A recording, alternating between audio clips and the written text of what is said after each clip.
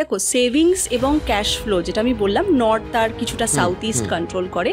তো এই দুটো ডিরেকশনকে যদি আমরা ব্যালেন্স করে রাখতে পারি অবশ্যই ভালো। বেডের অপোজিটে যদি কোনো আয়না থাকে ওটাকে আপনারা ঘুরিয়ে রাখতে পারেন বা ঢাকা দিয়ে রাখতে পারেন। এটা থেকে কিন্তু নেগেটিভিটিটা বাড়ে। একটা বিল্ডিং 10 তলাতে সবার টয়লেট বাথরুম সেম জায়গায়, কিন্তু সবার প্রবলেম হবে না, পার্টিকুলারলি একজনেরই প্রবলেম হচ্ছে। বাচ্চারা যাদের কনসেন্ট্রেশন প্রবলেম রয়েছে, যারা মনে রাখতে পারছে না, তাহলে উত্তর দিকে ফিরে যদি পড়া যায় অথবা উত্তর দিকে যদি স্টাডি টেবিলটা করা যায়, তাহলে কিন্তু সেখান থেকে একটা বিশাল পজিটিভ রেজাল্ট আমরা পাবো।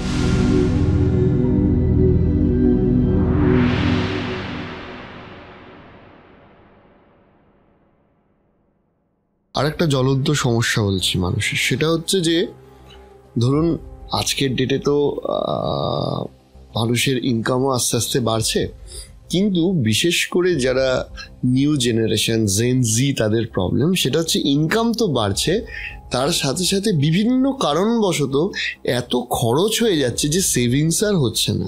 তাহলে একটা হচ্ছে সেভিংসের জন্য ভালো বাস্তু কি, আর দুই হচ্ছে এই যে খরচ হয়ে যাচ্ছে এই বিহেভিয়ার প্যাটার্নটাকে চেঞ্জ করার জন্য কি বাস্তুতে কোনো রেমেডি আছে? দেখো, সেভিংস এবং ক্যাশ ফ্লো যেটা আমি বললাম, নর্থ আর কিছুটা সাউথ ইস্ট কন্ট্রোল করে।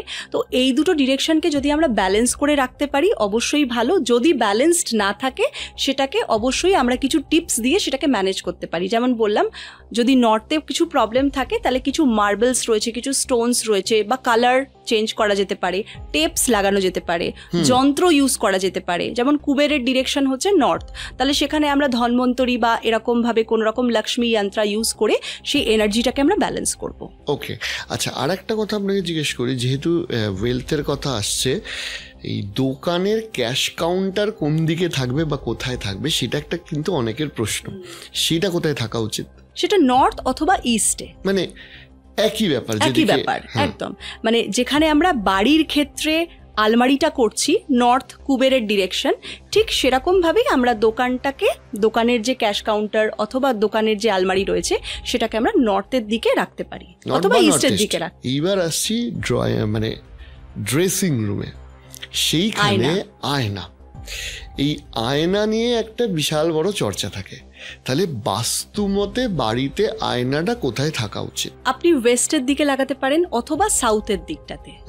এটা আমাদের ভালো ডিরেকশন যেটা আমরা আয়নার জন্য বলি। আর আপনি দেখবেন এটা একটা বলার চল রয়েছে যে বিছানা মানে যেখানে বেড রয়েছে, বেডের সামনাসামনি আয়নাটা রাখা নাকি ভুল। এটার একটা কারণ রয়েছে, কেন কি রিফ্লেকশনের জন্য। তো আমরা এটাও সাজেস্ট করি যে যদি মানে বেডের অপোজিটে যদি কোনো আয়না থাকে ওটাকে আপনারা ঘুরিয়ে রাখতে পারেন বা ঢাকা দিয়ে রাখতে পারেন। এটা থেকে কিন্তু নেগেটিভিটিটা বাড়ে।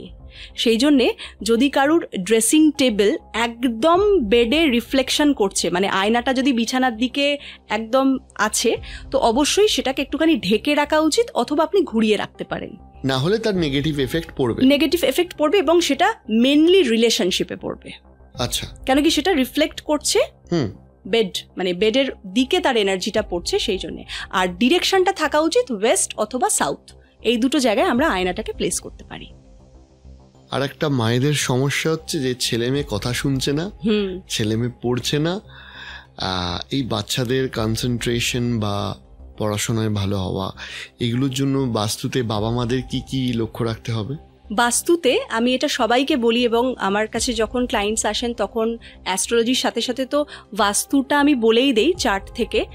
তো বাচ্চারা যাদের কনসেন্ট্রেশন প্রবলেম রয়েছে, যারা মনে রাখতে পারছে না, এটা দেখবে অনেকের প্রবলেম যে মুখস্থ করে গেল বা পড়ে গেল, পরীক্ষার খাতায় ভুলে যাচ্ছে, এটা একটা খুব প্রবলেম। তো বুধের ডিরেকশন হচ্ছে নর্থ, উত্তর দিক। তাহলে উত্তর দিকে ফিরে যদি পড়া যায় অথবা উত্তর দিকে যদি স্টাডি টেবিলটা করা যায়, তাহলে কিন্তু সেখান থেকে একটা বিশাল পজিটিভ রেজাল্ট আমরা পাবো। উত্তর দিক ফর স্টুডেন্টস যারা পড়াশোনা করছে, পড়ুয়া বাচ্চা। এরকম কোনো ব্যাপার আছে যে সাবজেক্ট ওয়াইজ ঘর হওয়া উচিত, মানে কোনো আর্ট ব্যাকগ্রাউন্ড থেকে এলো বা না, এরকম কিছু নেই, এটা মিথ। আমি আরেকটা মিথ বলছি, এটা যেমন তুমি বললে আমাদের না বাস্তুতে প্রচুর মিথস রয়েছে। মানে যেমন ধরো এই যে বললে দোষ একটা আলাদা জিনিস। দোষ মানে হচ্ছে যখন ডিসব্যালেন্সমেন্ট অফ এনার্জি হচ্ছে, ওই যে বললাম অগ্নি পৃথিবী বায়ু জল আকাশ তত্ত্বটা যখন ডিসব্যালেন্স হচ্ছে তখন কিন্তু দোষ হচ্ছে। কিন্তু যেমন দেখবে আগেকার দিনে বলা হতো উত্তর দিকে মাথা করে শুবি না, কেন বলা হতো? এটার কিন্তু কোনো বাস্তুদোষ না, এটা হচ্ছে উত্তর দিকে ম্যাগনেটিক ফিল্ডস রয়েছে, আমাদের মাধ্যাকর্ষণ শক্তির থ্রু দিয়ে সেটাকে টানে। তো কি হয়, আমাদের মাথাটা যদি উত্তর দিকে থাকে তখন ওই ম্যাগনেটিক পুলের জন্য হয়তো আমাদের স্লিপ ডিসঅর্ডার হবে অথবা ঘুমটা ভালো হলো না। তো এটা কিন্তু কোনো বাস্তুদোষ না। আচ্ছা, ঠিক আছে, এটা একটা মিথ যে উত্তর দিকে ফিরে শুবি না। আমি আমার প্র্যাকটিসে দেখেছি উত্তর দিকে ফিরে শুলেও কোনো অসুবিধা হচ্ছে না, সেটা ব্যবসাতেও হচ্ছে না, সেটা কোনো কেরিয়ারেও হচ্ছে না।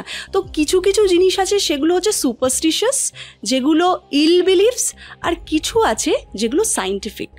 তো আমাদের অ্যাপ্রোচটা আজকের জেনারেশনে বাস্তু এবং অ্যাস্ট্রোলজির প্রতি সায়েন্টিফিক হতে হবে।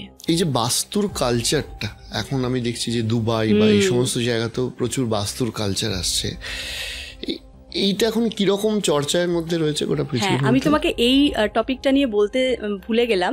সেটা হচ্ছে, দেখো, সিঙ্গাপুর একটা প্ল্যান্ড সিটি, এবং তুমি বিশ্বাস করবে না, দুবাইও কিন্তু একটা প্ল্যান্ড সিটি। এবারে এই যে বাইরের সিটিসগুলো রয়েছে, আমরা এখানে হয়তো অতটা অ্যাপ্লাই করছি না বাস্তুশাস্ত্র, কিন্তু বাইরে কিন্তু ওরা হয়তো বাস্তুশাস্ত্র বলছে না, হয়তো স্পেশিয়াল সায়েন্স বা স্পেশিয়াল আর্কিটেকচার, স্পেশিয়াল এনার্জি, নাম চেঞ্জ হয়ে যাচ্ছে, কিন্তু তারা কিন্তু বাস্তু মতেই করছে। এই যে সিঙ্গাপুরের যে মিলন যে স্ট্যাচুটা রয়েছে, লায়নের যে স্ট্যাচুটা রয়েছে, সেখান থেকে ফাউন্টেনটা বেরোচ্ছে, আমরা এটা খুব নোন, সিঙ্গাপুরের যে স্ট্যাচুটা রয়েছে। তো এটা কিন্তু বাস্তু মতেই, ওরা কিছু দেখেছে, যে প্ল্যান করেছে, কিছু ভেবেই কিন্তু সেটাকে করা হয়েছে সেই সিটির গ্রোথের জন্যে। ইভেন কি দুবাইতে যেখানে মানে বড় বড় বিল্ডিংসগুলো হচ্ছে, বা যেখান থেকে ওরা রিভারটাকে নিয়ে যাবে, দেখবেন নর্থের ডিরেকশনেই রিভারটা রাখবে, কেন কি নর্থ হচ্ছে ওয়াটার এলিমেন্ট। তো ওরা কিভাবে বাস্তুমতে করছে আমরা মানছি না, কিন্তু বাইরের দেশের যারা প্ল্যান করছে তারা কিন্তু মানছে। তো তাদের থেকে কিন্তু আমরা আস্তে আস্তে এখন শিখছি, মানে এটা আমাদেরই শাস্ত্র, আমরা মানছি না, কিন্তু বিদেশে কিন্তু মানা হচ্ছে। একদমই তাই। আচ্ছা, এইরকম ব্যাপার হয় যে পজিটিভ প্রপার্টি, নেগেটিভ প্রপার্টি, মানে ধরুন দেখা যায় যে কোনো একটা জায়গায়, কোনো একটা স্থানে, সেখানে সমস্ত ওই ফ্ল্যাটের সব বিজনেসগুলো চলে, আবার কোনো একটা ফ্ল্যাট আছে যেখানে কোনো বিজনেস চলে না। সো এই যে অ্যাজ এ হোল প্রপার্টির পজিটিভনেস বা নেগেটিভনেস, এটা কি বিজনেস কিংবা ব্যক্তিগত সম্পর্ক বা ডোমেস্টিক এনভায়রনমেন্টে প্রভাব ফেলে? একদম একদম, যেটা বললাম যে একটা বিল্ডিং 10 তলাতে সবার টয়লেট বাথরুম সেম জায়গায়, কিন্তু সবার প্রবলেম হবে না, পার্টিকুলারলি একজনেরই প্রবলেম হচ্ছে, এবং সেটা আমাদেরকে ইন্সপেক্ট করতে হচ্ছে কেন হচ্ছে। মানে জমিটা, মাটিটা সেম, ফ্ল্যাটের স্ট্রাকচার, কনস্ট্রাকশন সেম, তাহলে তার কেন প্রবলেম হচ্ছে পার্টিকুলারলি? তো এই ক্ষেত্রে আমাদেরকে তার হরোস্কোপও দেখতে হবে যে তারই কেন প্রবলেম হলো, এবং এটা অবশ্যই মানে এটা মানে সলিউশনটা অবশ্যই অ্যাভেলেবেল রয়েছে, এবং সেটাকে ডিটেলিং করলে কিন্তু পাওয়া যাবে। এটা হয়, এটা খুব কমন একটা প্রবলেম। আর একটা বিষয় সেটা হচ্ছে, দেখা যাচ্ছে যে অনেক ক্ষেত্রে একটা ফ্যামিলি খুব সুখে শান্তিতে ছিল, সেই পরিবারটা নতুন ফ্ল্যাট বা বাড়ি কিনে কোথাও একটা গেল, সেই নতুন ফ্ল্যাট বা বাড়িতে যাওয়ার পর থেকেই তাদের জীবনে বিভিন্ন সমস্যা, পারিবারিক কেউ মারা যাচ্ছেন, চাকরি বাকরিতে প্রবলেম বা ব্যবসা বাণিজ্যে প্রবলেম ইত্যাদি শুরু হতে করলো। তো এইটা কি বাড়ি পরিবর্তনের জন্য এই ঘটনাগুলো ঘটতে পারে? একদম পারে, এবং রিসেন্টলি একটা ক্লায়েন্ট আমার কাছে এসেছিলেন, তিনি ছাদ ঢালাই দেন। অনেকে দেখবে নতুন বাড়ি করার পর তার কারুর প্যারেন্ট বা তার গ্র্যান্ডমাদার বা যে কোনো বয়স্ক মানুষ মারা যায়। এটা একটা খুব কমন কিন্তু প্রবলেম, যাদের হয়েছে তারা রিলেট করতে পারবে, যে ছাদ ঢালাই দিল, তারপরের থেকে অসুস্থ, কোথায় ঢালাই দিল, কোন স্পেস এলিমেন্টটাকে সে আটকালো, সেটা কিন্তু বার করতে হবে। এবং যখন খুব ভালো থাকছিল, ভাড়া বাড়িতে ভালো থাকছিল, যখনই টাকা পয়সা হলো, একটা নতুন বাড়ি কিনলো, একটা পুরো নিজের মানে প্রায় একদম স্বপ্ন, সঞ্চিত টাকা সবকিছু অ্যাকিউমুলেট করে একটা নতুন বাস্তু তৈরি করলো, সে 50 লাখ টাকা হোক আর যাই হোক, একটা ফ্ল্যাট কিনলো, তারপর থেকে তার ডাউনফল স্টার্ট। তার আগে কিন্তু ভাড়া বাড়িতে ভালো ছিল না। আমি এই কারণে আপনাকে জিজ্ঞাসা করলাম যে আমি একটি মানে মাল্টিন্যাশনাল কোম্পানির বানানো কমপ্লেক্সে থাকি, তো ফলে আমাদের ওখানে 1200-1300 ফ্ল্যাটস রয়েছে ওখানে। আমার এরকম অন্তত 10 জনের সাথে আলাপ হয়েছিল, আমি আমার ব্যক্তিগত সম্পর্কের কথা বলছি, যে যারা ঠিক করেছিল যে বাবা বা মায়ের জন্য এখানে ফ্ল্যাটটা কিনে দেবে। তারা দূরে থাকে, কেউ ব্যাঙ্গালোরে থাকে, কেউ ইউএসএতে থাকে ইত্যাদি, ওইখানে ফ্ল্যাটটা কিনে দেবে, বাবা মা বাড়ি ছেড়ে এসে ওখানে থাকবে। আমি অন্তত মোর দ্যান 10 এরকম মানুষকে দেখেছি, ফ্ল্যাটটা কমপ্লিট হয়েছে, চাবি হাতে পেয়েছে, 2-3 মাসের মধ্যে বাবা মা মধ্যে কেউ একজন মারা গেছে। এইটা কেন ঘটে? এটা বাস্তু দোষ থাকলে হবে। মানে সে কোথায় কি করেছে এবং কি কালার ইউজ করেছে, অনেক কিছু ম্যাটার করছে, এবং তার সাথে সাথে তার কোনো রকম কোনো কম্বিনেশন হচ্ছিল কিনা, কি দশা চলছিল, এটা ম্যাটার করে।